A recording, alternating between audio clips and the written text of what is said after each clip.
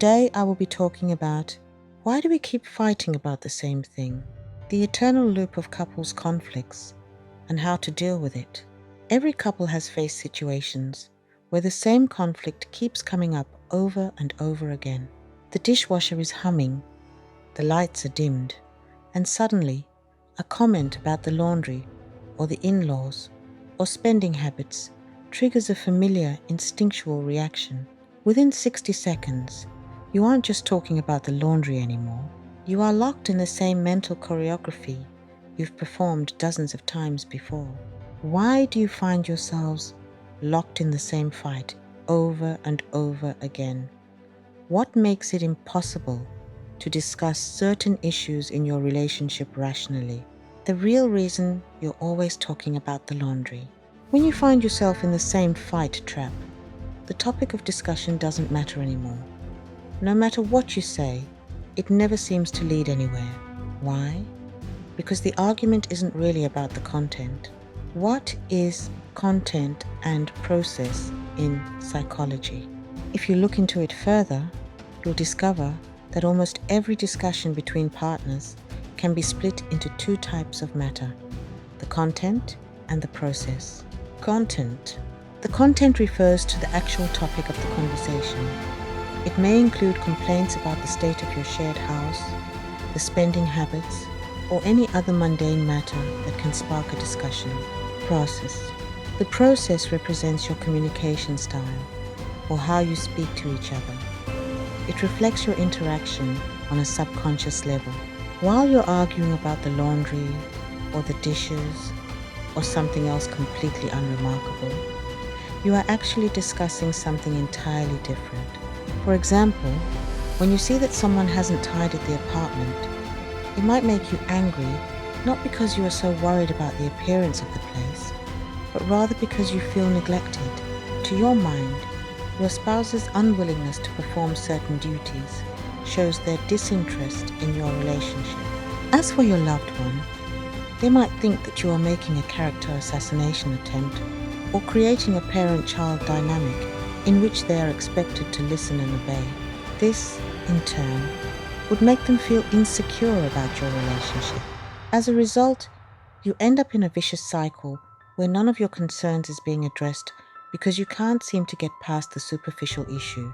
Pursuer-distancer dynamic. Most of repetitive discussions occur within a typical pattern called pursuer-distancer. The pursuer is the one who feels the need for affection, support, or connection and tries to get it from another person. In such instances, you might find yourself trying to make your partner understand your point of view or asking them to solve problems. You are trying to create intimacy but instead feel ignored. The distancer is the partner who pulls away in order to escape from pressure and avoid criticism. You try to get close to them, but only manage to trigger the defensive mechanisms in place. As a result, you might feel rejected or ignored.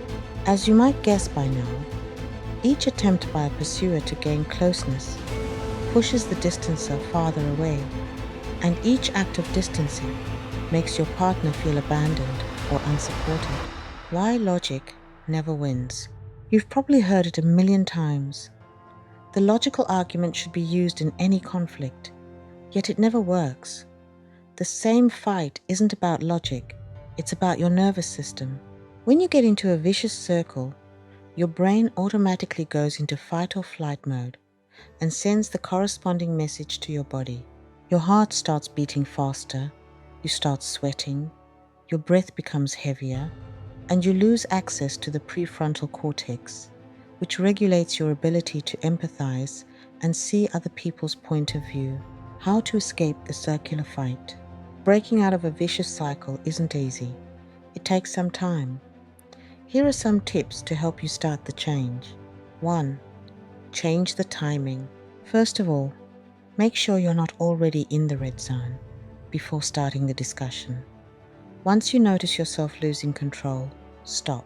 Productive discussion can only take place when your brain is ready to listen and understand what you are talking about. Set a rule that whenever you feel the fight is about to begin, either one of you can call a timeout. It will be your 2-0-minute break to cool down, during which you can do whatever you like. Just make sure you come back and continue the discussion. 2. Dig below the surface. Ask yourself what you are actually feeling every time the fight begins. Usually, the real reason isn't anger. You feel lonely, insecure, neglected, or undervalued. Try expressing this feeling instead of making accusations. Example, instead of saying something like, "You never help me with anything. I do everything in this house by myself," try saying, "I have been feeling quite overwhelmed lately. When the house looks messy, I feel like I'm taking all the responsibility of running the house upon myself. Can you help me, please?" 3. Recognize the cycle. A couple could do wonders if they stopped blaming each other and instead focused on addressing the cycle. The vicious loop could be considered an annoying person who appears in your life and causes trouble. Instead of accusing your partner of something, say, "Hey, I think we're in a vicious cycle again. Maybe we should take a break? Are you fighting because your personalities clash or for some other reasons?" The fact is that your fights indicate that you both care for your relationship and feel the need to discuss something important. The same fight is an invitation.